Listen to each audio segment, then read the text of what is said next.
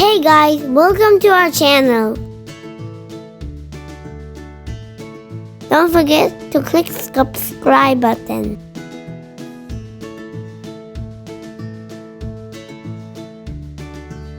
Today's recipe is white chocolate cookies. It's too yummy, I'm gonna make it. To a bowl, add butter. Add sugar. Mix well. Add flour.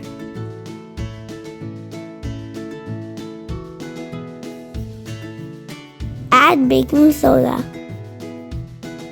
Little bit salt. Gently mix.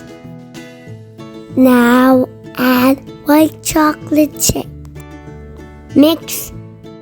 Scoop dough to baking shape. Bake at 350 degrees for 12 minutes. Remove and cool them. It's too yummy, I'm gonna eat everything. Thanks for watching.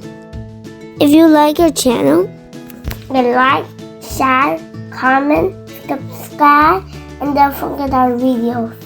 See you, bye bye.